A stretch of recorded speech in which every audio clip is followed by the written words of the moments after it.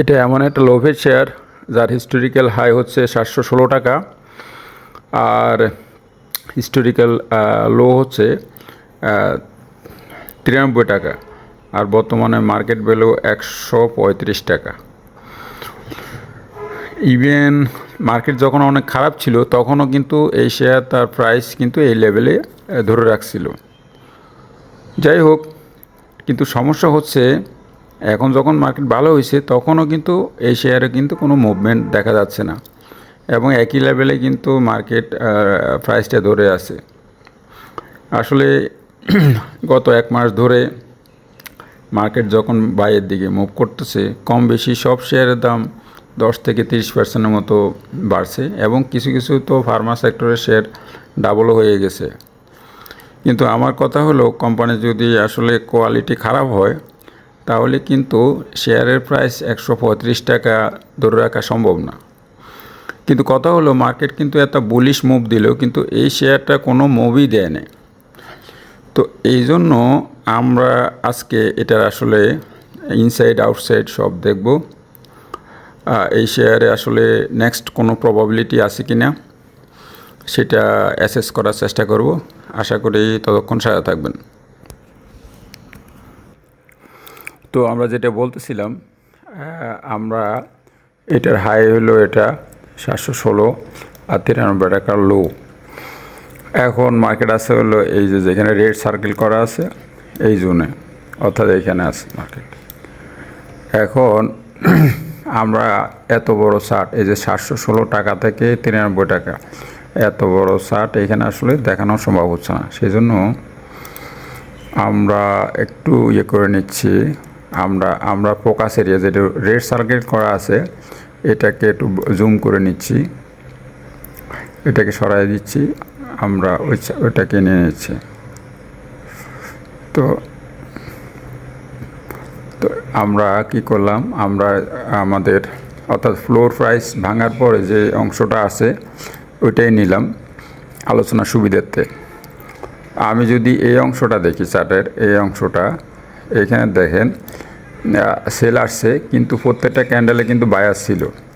এখানে কিন্তু প্রত্যেকটা ক্যান্ডেলে কিন্তু বায়ারের ইন্টারেস্ট ছিল, এবং প্রত্যেকটা ক্যান্ডেলে কিন্তু এখানে বায়ার ছিল। আর এবং এটা ছিল এটা লুজিং মোমেন্টাম, এটা লুজিং মোমেন্টাম। উপরে ক্যান্ডেলটা বড় ছিল, তারপর ওটা একটু ছোটো হয়েছে, তারপর ওটা আরও ছোটো। মিনস হলো এখানে সেলার তার শক্তি হারাচ্ছে, আর বায়ার ডাউন সাইডে ইন্টারেস্ট শো করতেছে। লোয়ার শ্যাডোগুলো বলতেছে বায়ার কিন্তু ইন্টারেস্ট শো করতেছে, এই শ্যাডোগুলো বলতেছে বায়ার তার ইন্টারেস্ট শো করতেছে, আর লুজিং মোমেন্টাম শো করতেছে যে সেলার তার শক্তি হারাচ্ছে। তাইলে আমরা এই অংশটা আলাপ করলাম। এখানে আমরা কি বুঝলাম, সেলারের শক্তি হারাচ্ছে এবং বায়ারে ইন্টারেস্ট পাচ্ছে। আচ্ছা, আমরা যদি আর একটু পরে যাই, আমরা যদি এই অংশে যাই, এইটা দেখেন, আমরা এইখানে এই ক্যান্ডেলটা ছিল ছোট, তারটা ছিল আরও বড়, এটা ছিল আরও বড়। তো এইটা একটা গ্রোথ মোমেন্টাম, এইখানে স্ট্রংলি বায়ার তার ইন্টারেস্ট শো করতেছে। তার মানে কি, একটু আগে আমরা যখন এই পোর্শনটা দেখলাম সেখানে আমরা সেলারের উইকনেসটা পাইলাম এবং বায়ারে ইন্টারেস্ট পাইছি। এখন যখন আমরা এই পোর্শনটা দেখতেছি, এই পোর্শনটা, তখন এখানে আমরা পেলাম গ্রোথ মোমেন্টাম। আমরা সেলারের পয়েন্টে পেলাম লুজিং মোমেন্টাম, বায়ারে ইন্টারেস্ট পয়েন্টে পেলাম গ্রোথ মোমেন্টাম। মিনস হলো এখানে বায়ারে ইন্টারেস্ট আছে। তো এইখানে একটা স্ট্রং মুভ ছিল 93 থেকে প্রায় ধরেন 150 মতো।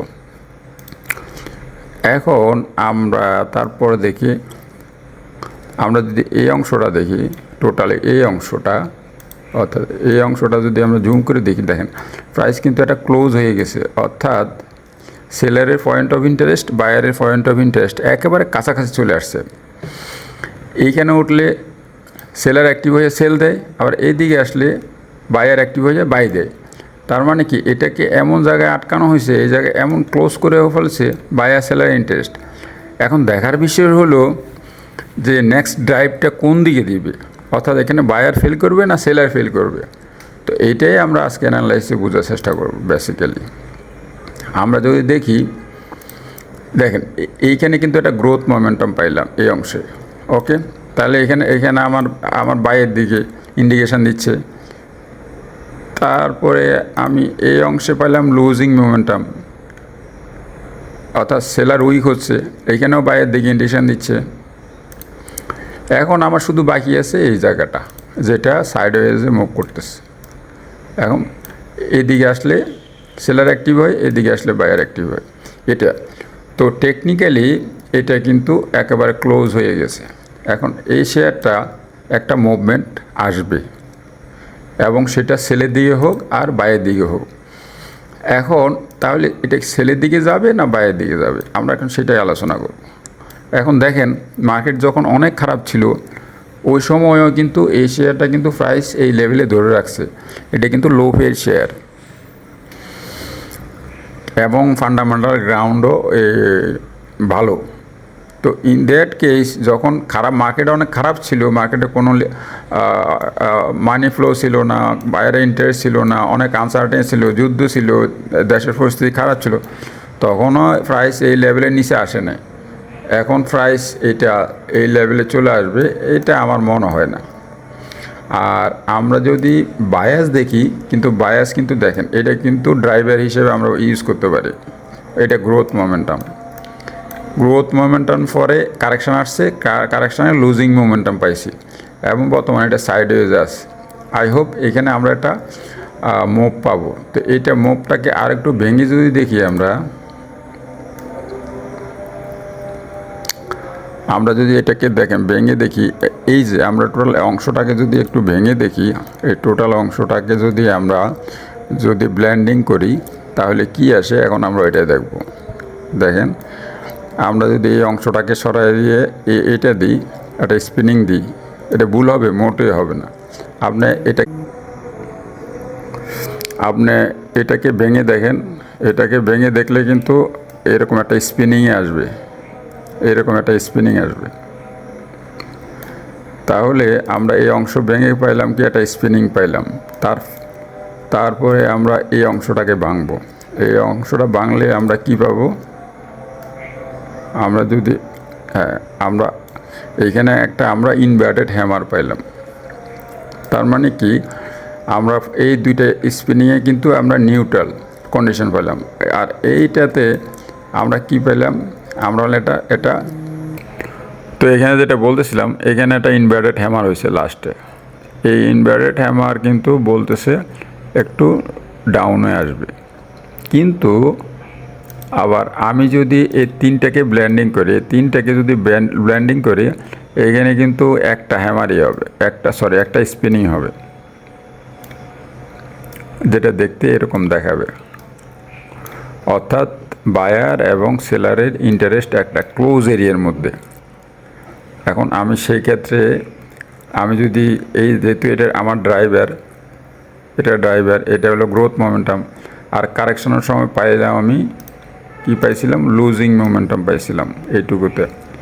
তো আমি যদি এটাকে এদিকে আশা করি ভুল হবে, মোটেও ভুল হবে না, কারণ এইখানে কিন্তু অলরেডি এই গ্রোথ মোমেন্টাম আমাকে বায়াস দিচ্ছে, আর আমার কারেকশান যেহেতু লুজিং মোমেন্টাম হয়েছে, সেটা আমাকে ইন্ডিকেশান দিচ্ছে সেলারের ইন্টারেস্ট কমে গেছে, অর্থাৎ সেলার এই প্রাইসে আর বেচতে রাজি না। তো ইন দ্যাট কেস কিন্তু আমরা এটা পজিটিভই আশা করতেছি।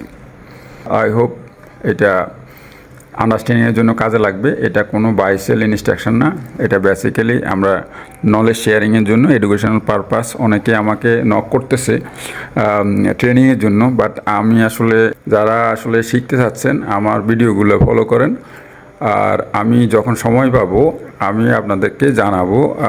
1-to-1 আসলে সম্ভব না। তো ইন দ্যাট কেস আপনারা আমাকে নক দিয়ে রাখেন, আমি টোটাল নাম্বার অফ পিপল এক হলে তখন আমরা এটা ট্রাই করব। আমরা এখন কোম্পানির কিছু ফান্ডামেন্টালস প্যারামিটার দেখব। তার মধ্যে আমরা ইনকাম স্টেটমেন্ট থেকে হয়তো 4-5টা প্যারামিটার দেখব, ব্যালেন্স শিট থেকে 4-5টা, ক্যাশ ফ্লো স্টেটমেন্ট থেকে 2-3টা। তো আমরা মেইনলি কোম্পানির বিজনেসটা কেমন, বিজনেসের রিস্ক কেমন, এটা বোঝার চেষ্টা করব।